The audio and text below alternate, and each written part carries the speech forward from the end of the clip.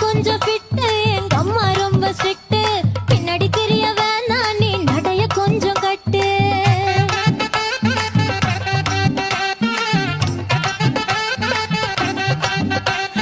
வண்டி மாட பூட்டி அந்த வாய்க்கா ஓர ஓட்டி ஊரை சுத்தி காட்டி உன்னை கூட்டின்னு போறேன் ஸ்வீட்டி நான் ரொம்ப கோபக்காரி நீ சுத்துற ஒரு மாதிரி ஆடிக்காரி ஏறி நான் போக போறேன் சாரி ஓ அப்படியா